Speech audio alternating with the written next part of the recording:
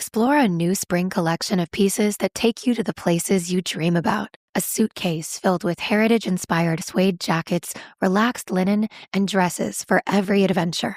Discover more at bananarepublic.com. Hi, it's Matt here from P1 with Matt and Tommy, and this episode is sponsored by eBay. Ever tried to buy a car online and end up in a parking lot with a stranger, a paper title, and some blind trust? With Secure Purchase on eBay, you don't have to. Secure Purchase means sellers and titles are verified. Financing covered. Registration handled. Delivery, get your ride, plates, and paperwork shipped to you, so you can skip the DMV and sketchy meetups. Buy your next car on eBay. eBay. Things people love. Secure Purchase is powered by Caramel Dealer Services, LLC, an eBay subsidiary.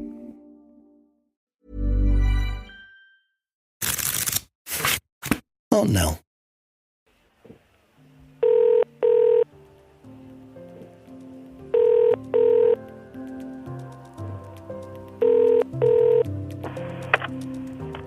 This is a logbook entry from the 2nd of November 1994.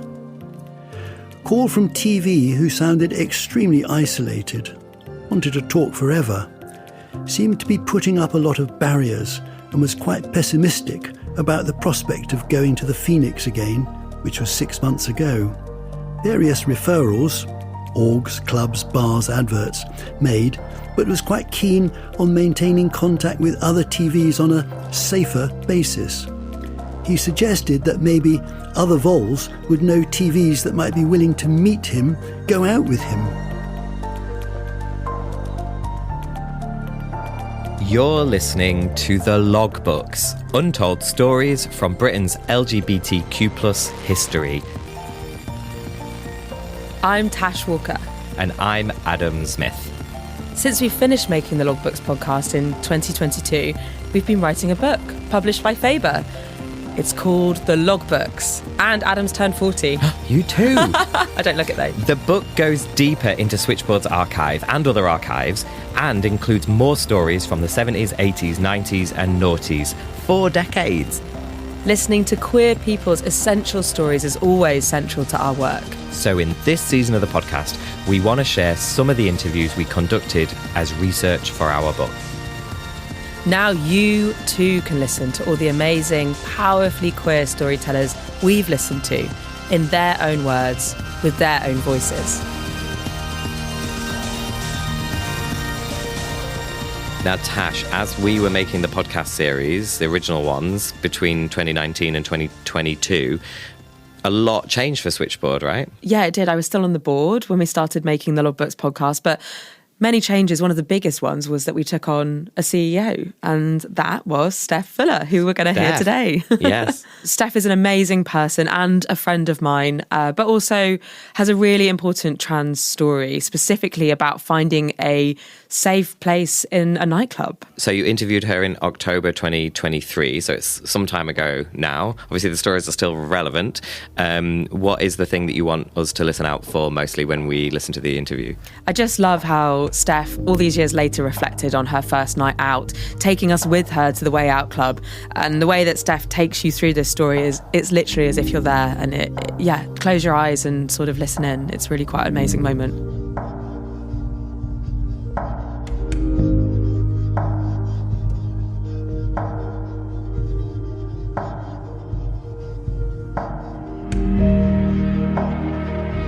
So many of the conversations that we've had are people delving back into their history, into their memories, right? Maybe, something that they've told loads of times, maybe something they've just told once. How did it feel for you to be interviewed, by me for the logbooks? How did that feel to be asked those kind of questions? Yeah, it's... Do you know what? Well, I think... It was really nice, and I think it was nice. Oh God, it sounds so cheesy. Nice, it's so nice. I think it was really affirming and comforting to kind of revisit some time in my past that I don't really visit anymore, and I hadn't for a long time. And actually, I think the reasons perhaps I haven't visited that time in the past before is because I didn't really quite know how to talk about it. and to sort of be comfortable with talking about it, because maybe I wasn't fully comfortable with how I fitted into the world, not with who I am, very comfortable with that, but actually how I communicate that to the world. So I think you just don't do it. Yeah. You sort of just don't revisit it. Who can you share that anecdote with or that with, that's going to understand it, and not maybe. I think because a lot of that time, in fact, the majority of that time, aside from when I was, revisiting my history of the places and events that I'd been to, if I wasn't in those spaces, I wasn't in my community at all. Yes. So there wasn't like you could leave there and then go, oh, I had a really great weekend, I did this. You just couldn't talk about it. It was all kind of invisible land, if you like, a place that for most people didn't even exist. So, a lot of memory gets stored by the telling, doesn't it? And of course, if you don't tell it, then it's still memory, but it's just not it's really visited. So I guess so interesting. Yeah, and I think it was that actually for me was really nice actually, and to go actually, oh my God, that was really valuable and that was really important actually. Those times, those moments, those places really mattered, and I wish I'd paid more attention to what was going on around me at the time, and I wish I think sort of lived in it more, which I did, but I think you're kind of surviving it as well at the same time. It's all a bit kind of your heart in your mouth at certain moments in time. And I think looking back now, I think I can maybe be a bit more, take a moment. And it has made me think, I really wish I could find this thing from that moment in time. And I've gone online trying to find certain things and not been able to find them, which is really frustrating. So, yeah. Such a good answer, Steph. You said so many things I want to dig into more. Okay, so one of the things that you said was about, so just for context, what period of time was this? Was this like the noughties? Yeah. Late 90s or noughties? So I would say, let me think about this. Yeah, no, I would say we're talking the early mid 90s. Okay, early all the way through. Yeah, all the way through. Okay, yeah. So okay, a couple of things that you said that are really interesting. One, this idea of those places, and we'll talk about that in a bit. The places being where you were yourself and you lived as yourself, but then you left and this silence happened, and where you lived, you were still you, but maybe there was a part of you still in that place that you'd gone to be who you really were. This wider idea of silence around lots of things at that point, and then how that must have impacted your own exploration of your identity as well is really interesting. And then how you wished you'd been more aware at the time of what was happening. I love this idea of people as like living queer archives, right? And I only learn about it because you're telling me that story, and that's something that's passing down from you to me, which becomes part of your queer history and my queer history and a queer ancestry that we're sort of building a network. But also this thing that you said so much, so this thing that you said about memory, and of course if we don't revisit those memories, then what happens to them? Do they change? Do they not? And there's this, if you go into the science around it, every time you visit a memory, you're remembering the last time you remembered it. Right. So if we think about what you just said at the top, that because you hadn't thought about lots of these things, maybe your memories are more factually accurate. But loads in that, I guess, like coming off of the back of that, how did I'm guessing you listened to the logbooks. I know that you did. Yeah. How did it feel? Number one, how did it feel hearing yourself, listening back to that? And secondly, the wider project and learning about our histories. Okay, yeah, so there's two things. In terms of hearing myself, I can't say I enjoy that. I mean, who likes the sound of their own voice? Yeah. I don't. And I think probably not uncommon with a lot of trans people, especially trans women, really don't like the sound of your own voice because you're kind of hypercritical of how it sounds. And actually, over the years, it's the thing that gets flagged, like if you ring somebody up and you get misgendered and stuff like that. So voice-based experiences aren't necessarily the most comforting. So, but that said, I've kind of got used to the sound of me, and I've got comfortable with who I am now. So that bit was fine. The logbooks itself, I just adored that. And I think bringing all of that history together, especially when I'd lived through so much of it anyway, you know, I'm slightly older than Switchboard, but only just. And so, but what it means is that everything that's in the logbooks happened in my lifetime. Yeah. And so that's really interesting to me, because I was aware of these things, but then the logbooks really brought them, they contextualized them all for me, and they have done since, because of obviously what I do for a job. And I think that I am really passionate about our queer history and all aspects of it being told, and all those intersections. And I think for me, actually, what was really interesting is when I started talking to you about venues, and it was really apparent to me that you didn't know about them. Yeah. And I sort of thought, oh, right, okay. So I've opened up another little sort of treasure trove here of information. And that was like, oh, okay, that is a thing then, you know. And then I do occasionally run into women of a similar vintage to myself. And we kind of, there's a few we've gone, so we've definitely been in the same place at the same time over the years, and talked about certain venues and events, going, yeah, I was there too. And we're like, wow. That's amazing, isn't it? And we're all still here, and quite a lot are not. Yeah. That's pretty special. Yeah. Have you found the process of going back over those stories? Well, one, actually, like, thank you for trusting me with your stories. I really appreciate that. I don't think we should underestimate the importance of that. Your openness, you know, your willingness to share and be vulnerable, because sharing one's memories is, right? Especially when you're from oppressed communities. Yeah. How did you find the reliving of them in relation to who you are today? Yeah, I think it's only because of who I am today that I can relive them. Yeah, gotcha. You know, so I think when I was experiencing those places, those environments, I was trying to be me, but I wasn't in a world that I could be me. And so this was the best I could get in that situation. And I was still sort of wrestling with how I could make a sense of all this and make it fit into the world.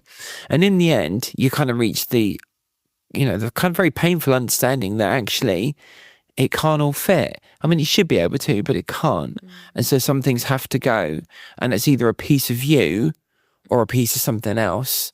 And for a while, it was a piece of me that had to go, you know, to try and sort of continue on what I thought was my life. And then, you know, that actually isn't maintainable. It's not something you can do. And so you end up, is there something else that has to go? And then I think only now, because I am very sure of everything about me and who I am, that I think I can revisit those memories, really enjoy them, be really clear about what they mean, and understand that I think I explored every possibility to live this life in the ways that maybe society thought I ought to, versus how I actually need to. Yeah. And yeah, I think it makes me feel very, obviously the present environment makes me feel very actually emboldened to defend the rights of other people to be able to make their own choices and to be free for who they are and to not have to succumb really to the way of conformity, really, because I think that's kind of what I was doing. I was succumbing to that. Yeah. And so that's why those memories were so compartmentalized, even within my life at that time. Yeah. You know, if I was to look at, say, 1989, for an example, huge things happened to me in 1989, but this was all going on as well. And yet they're run as separate tracks within my life, which is really, really interesting. It is, isn't it? It's so interesting. And, you know, one could also like think about how whatever path you went down took you to the point to, you know, come to, so, you know, from the moment I met you, Steph, when I interviewed you to join Switchboard, you nothing but confident and sure of who you are was the impression that I got. Like 100% you knew who Steph was. And there was no question in my mind who Steph was either, from our interaction first off, right? But there's something about that journey and knowing who you are, which I guess led you to be able to, well, you know, all of those things, to sit down, you know, with me and then reflect historically, to look back at who you were and actually how that is as important in who you are today as well, right? Yeah, totally is. Re-engaging with the past. Yeah, I think so. And I think it's really interesting because I think you have to accept, particularly if you're trans, and I think, but also I think this is true of most people in the LGBT society, more broadly, community rather, is that you probably can't take everybody with you. Yeah. And actually, do you know what? There's some people you shouldn't take with you because they're not with you for the right reasons. They're not, they're you know, they're not going to have your back. And actually, everybody, in no matter who they are, should have people around them that are there for their best interests. And so I think it took me a little while to kind of, I'm a natural people pleaser as well. And so you want to try and keep everybody happy. And that probably was, if there's one character trait I wish I could have a bit less of, it's that in those moments, only in those moments. But it's always so interesting with like people pleasers that they are so good at putting other people's needs first, but never their own. Yeah. And they're like, those skills are honed. Do you know what I mean? So they just need to turn those skills around back on themselves. But it's so hard to do that. Yeah, really hard. Over 90 of the top 100 U.S. accounting firms trust Bill to simplify and secure bill pay. That's proven financial infrastructure built on over $1 trillion of secure payments. Visit Bill.com/proven for a special offer. Hi, it's Matt here from P1 with Matt and Tommy, and this episode is sponsored by eBay. Ever tried to buy a car online and end up in a parking lot with a stranger, a paper title, and some blind trust? With Secure Purchase on eBay, you don't have to. Secure Purchase means sellers and titles are verified. Financing covered. Registration handled. Delivery, get your ride, plates, and paperwork shipped to you, so you can skip the DMV and sketchy meetups. Buy your next car on eBay. eBay. Things people love. Secure Purchase is powered by Caramel Dealer Services, LLC, an eBay subsidiary. Explore a new spring collection of pieces that take you to the places you dream about. A suitcase filled with heritage-inspired suede jackets, relaxed linen, and dresses for every adventure. Discover more at bananarepublic.com. Adam and Tash here. We wanted to tell you about our book. It's called The Logbooks, Voices of Queer Britain and the Helpline That Listen. And it's filled with more stories from Switchboard, our podcast contributors, other archives, and even the pair of us. The Logbooks is published by Faber Books, and you can order it now at linktree.com/thelogbooks. Okay, so you sort of like mentioned, alluded to places and spaces that you started talking to me about. One of them is the Way Out Club, which I don't think we've actually like sat down and properly talked about it. And maybe we won't have all the time that we need to today to do it. But what if you were to reflect back on your first time at the Way Out Club, do you remember it? Number one, I'm sure you do. I do. And how did it? Can you talk me through it? How did it feel? What was it like? Terrifying. Absolutely terrifying. So I do remember it really clearly. So it was in it's in the east of the city in an area called Minories or Minories. Oh yeah, sure. I don't know either. Right, let's pronounce Minories or Minories near Aldgate. And because I was going as me, you know, I didn't want to turn up there and get dressed. I wanted to leave my flat as me. And so that would have meant getting on public transport and all the rest of it. And I just wasn't prepared to do that. Just wouldn't have felt safe. So I drove. And I remember leaving my flat really quite late at night. Well, it felt like late at night for me in sort of Croydon. I think I was living there. Okay, I was going to ask, was it a long drive? Yeah, okay. Yes, from Croydon. And driving up to the Minories and parking my car. Well, driving past the entrance to the Way Out about 20 times. And then parking my car around the corner and sitting in my car, looking in the rearview mirror, making sure I looked all right and all the rest of it. And oh my God, it's just like a heart in the mouth moment, really. And then like, go to get out of the car and then someone would come walking down the street and just kind of pull the car door closed again and sit there and just think, oh no, they spotted me. They're bound to know. Everybody knows. Like there was a big spotlight on you. Yeah. Oh God, yeah. Like even leaving home was like that. Trying to get out my front door, you know, so I lived in flats, so I didn't want to encounter any of my neighbours.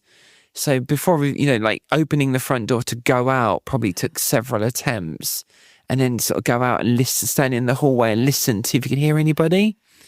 No one's around, and look up and down the street out my window again, make sure the coast is clear. And it sounds, I mean, you thought I was like smuggling someone out of the country or something, but yeah, just even leaving the house was difficult. And there's the security then of being in the car. So I'm in the car, thank God. In control. In control. Doors are closed. And I have control of my space now. It's dark and people aren't really going to see me so much, and that's fine. And so I can now go off to where I'm going. And yeah, and then get to Minories and, as I say, drive past I don't know how many times. And then eventually park up, convincing myself that I'm going to get towed away, and then I'll come back and have no car, and then how am I going to get home? Oh my God, that anxiety! I'll be on public transport, and look at me, and people are all people are going to be awful. And then eventually getting out of the car, I remember that it was cold.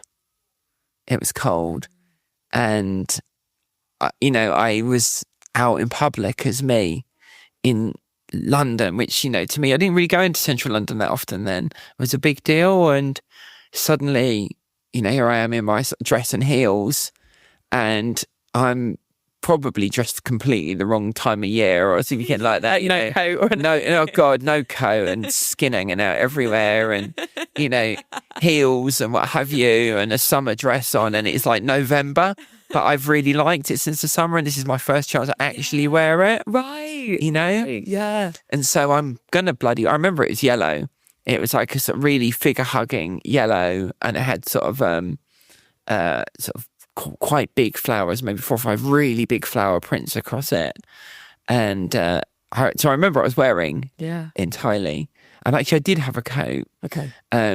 Yeah, I had a coat with a big black fur collar. It was very Spice Girls 90s. Yes. Yeah. Vibing that. Yeah, it's very Spice Girls, which I loved. One of the Spice Girls videos, I think it was some Two Become One. Okay. Kind of, yeah, it's like a kind of like, I'm getting Baby Spice meets Posh Spice vibe. Yeah, I think so, yeah. Yeah, definitely longer, not short.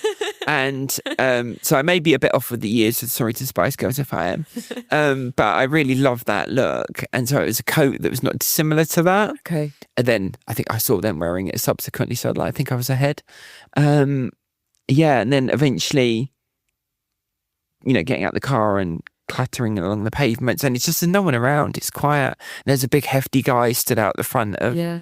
Do you think they chose the Minories on purpose for that? Because it would be quiet. 1,000,000%. Yeah. Because the city is deserted. It's exactly. There's no one around. Yeah. So actually, you're really safe there because there's just nobody about. You can more or less park outside. You know, so actually it was a great pick to go there. And it was held in 2 different bars. The first time I went, it was in a bar called Charlie's or something like that. And then it moved around the corner to another one. And yeah, I got in, and suddenly I was in this other place. God. Like, literally, like, walking through I don't know, one of those things you see on, like, sci-fi films where you walk through, like, somewhere in the street and suddenly you're in a different time zone or a different period of history, and it was like that. And, yeah, I can feel it now, actually. And my heart is slightly racing again, kind of reliving that, of being back in that space and realising there were loads of people in there like me. And they were all more confident. I felt really young. I was in my sort of 20s. Yeah, right. And you felt young. Yeah, I did. There were people much older than me, but there were probably people younger than me as well. But I felt generally one of the younger people in there. And yeah, it was, you don't know anyone. And like, what do you do now? Because I'd never thought about, well, what happens now? You got in there, right? I know. So like, what happens now? And, you know, like, so I'm here now. So it's like, I better get a drink. Well, what do I drink? Yeah, what did you drink? What does me now drink? Yes. Because this is you, this right? is me, yeah. So the version of me that gets to decide what I like doesn't drink what I been drinking. And so I think I went for something. I was driving anyway, so it would have been a Coke, I'm sure of that. And then I remember getting a drink, actually. It was a Coke. And then sitting down and just not really knowing what to do, but just looking around. Yeah. And just taking it all in. What did it look like? Do you remember? Yeah, I mean, it was quite sort of clubby. It was like a sort of basement bar, so you went down steps into it, and it's sort of quite undergroundy. So it was more of like an underground disco, really. Yeah. And it had a stage at one end, and that was, there was going to be performances on there, and there was Vicky Lee, who runs Way Out and hosts it. So I remember meeting Vicky on the first night. I think Vicky was there most nights, from what I can remember, and that was quite cool. I didn't really know who Vicky was, but I soon worked out who Vicky was, and Vicky was very important. In kind of like Vicky was the person that was making this happen, and so I could see, and I think I just watched really. Yeah. And I do remember, because I was obviously nervous, like nervous as a kitten. And then I remember sitting at a table and another woman came in and she sat down and she was really nervous because she couldn't make eye contact with anybody or anything, was just sort of looking down. No phones, right? No. Nothing. No phones, nothing. Yeah, that's a good point. Nothing. And I don't know, maybe it's just who I am. I sort of said, hello. You're all right. And, just made probably really inane small talk just for someone to talk to. Yeah. And I remember we had a very brief chat, but basically she'd come from the Isle of Wight. Wow. And she'd driven over from the Isle of Wight and then got changed in her car once she got over into Southampton and then driven up to the Way Out. Wow. And then was going to stay in the Way Out till about, I think, 1 o'clock or something like that. And then they had to go back because of the first ferry back to the island. And they had to catch the first ferry back so no one knew there'd been away or something like that. It was something along those lines. And I was like, wow, that's like, yeah, I kind of understand why to me, I totally understood why they felt that was the only way they could do this. And that didn't seem extreme to me as a way of living your life, because my life was probably in some respects not dissimilar. That this kind of, I was living in the shadows really, because it's the only, I just didn't know there was any other way I could be me. And I think on reflection, I don't think I stayed that long that night actually. I think for me the achievement was just being there. Buying a drink. Yeah. And then almost getting a drink. I remember I didn't stay for like the Have Entertainment. I didn't stay for that. And then I left. And I remember getting home and kind of getting in and shutting the door behind me, just breathing like it's the most enormous sigh of relief. Like the whole thing had been on adrenaline. Yeah. Because there was so much sort of pressure and just weight attached to it all, really. You must have been like buzzing, exhausted, like pumped, emotional, like all of those things. Yeah, definitely exhausted, absolutely buzzing, and just, I mean, it's out the box then. Did you feel lighter? Yeah. Because like that's the first moment of your life. Yeah, I mean, I think what was different about that is that, growing up, I was wrestling with this all along. So, even as a teenager, when my parents would go out on a Friday night, I was being me and I was sneaking out the house and literally just walking up and down the street and stuff like that, and things like this. So this was going on from like school age. Yeah, well, you can't hide who you are. No, so this was all in the mix from my school age years. I remember they'd go out to their local social club on a Friday night, and I loved it when they did, because I'm the youngest of three and I'd be in the house on my own. Okay. And I just started to earn a little bit of money, and the first bit of money I got the night bus to Bromley because it had late night shopping. Okay. And I just hit C&A. Yes, I remember C&A. Yeah, I hit C&A and I remember buying myself a pair of boots and a dress. Amazing. And it had like Christmas palettes of makeup, and I had no idea what I'd do with it.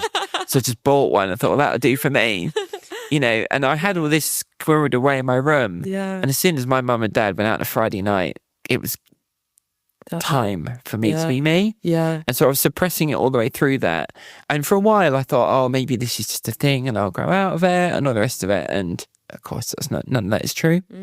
But I think, doing that as a sort of secretive teenager is quite different to doing that as somebody who's got their own place, you're in your 20s, and, I'm out and about in the world on every respect.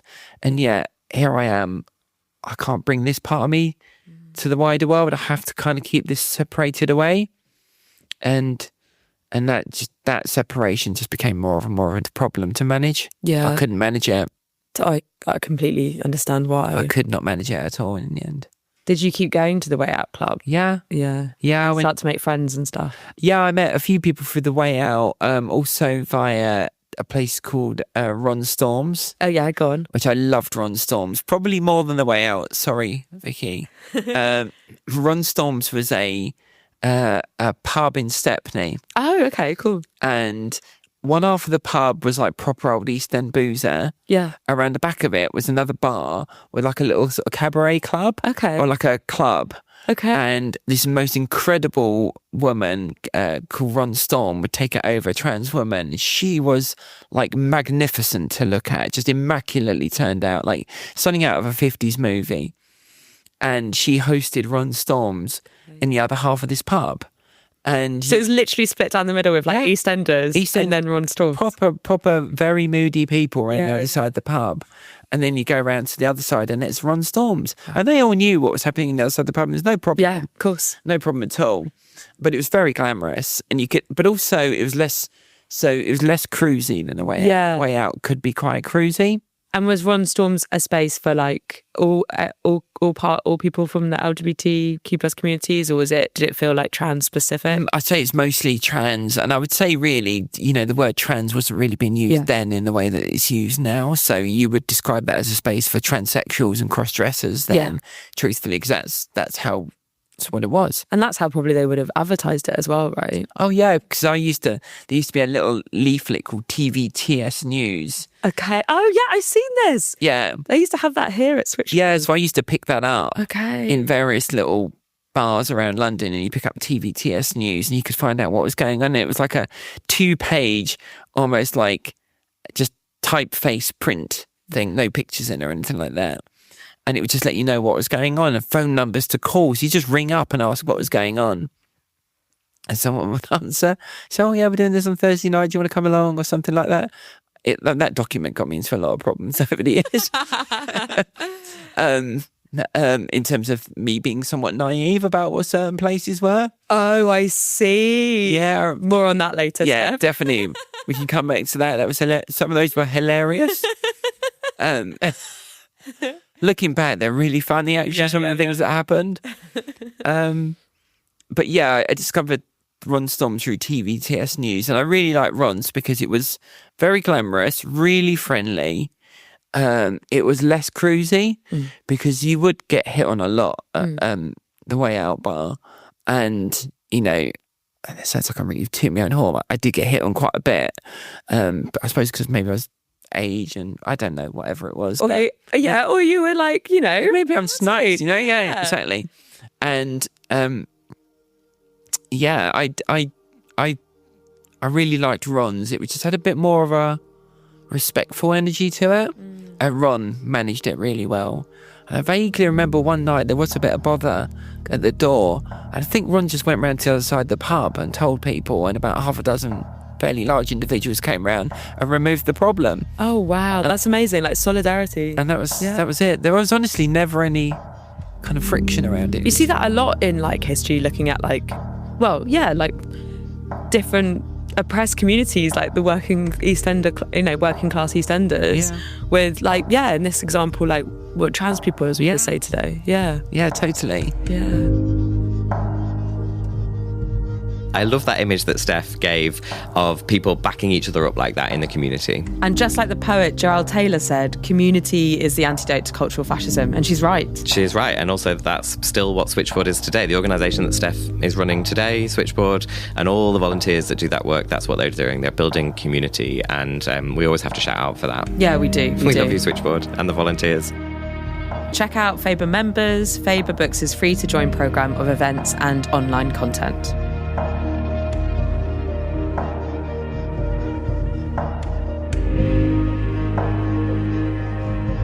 The Logbooks is an Aunt Nell production. It is hosted and produced by Tash Walker and Adam Zmith. The voice of the Logbooks is Serena James. The assistant producer is Marnie Woodmeade. Engineered by David Pye. Music by Tom Foskett-Barnes. Original artwork by Natalie Doto. Thanks to Steph Dickers and team at the Bishopsgate Institute. Our publisher, Faber Books. The dreamboats at Acast. The staff and volunteers at Switchboard, and all the contributors who shared their stories. Switchboard continues to take phone calls from 10 a.m. to 10 p.m. every day. If you're affected by any of the issues in this podcast or need to discuss anything to do with your gender identity or sexuality, you can call Switchboard on 0800 0119 100. Email hello@switchboard.lgbt or instant message via switchboard.lgbt, where you can also donate money or time to help.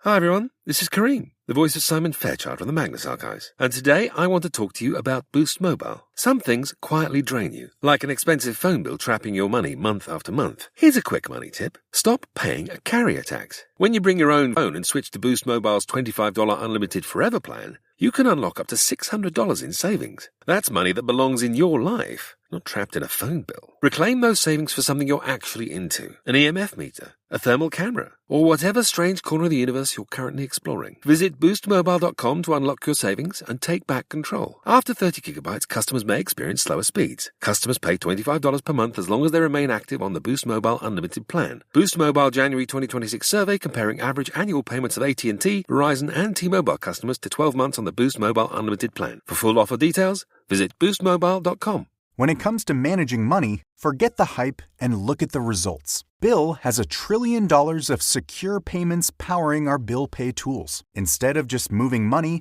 Bill is powering the financial operations of nearly 500,000 customers. So stop the guesswork and start scaling with the proven choice. Ready to talk with an expert? Visit Bill.com/proven to get started. And grab a $250 gift card as a thank you. Terms and conditions apply. See offer page for details. Explore a new spring collection of pieces that take you to the places you dream about. A suitcase filled with heritage-inspired suede jackets, relaxed linen, and dresses for every adventure. Discover more at bananarepublic.com.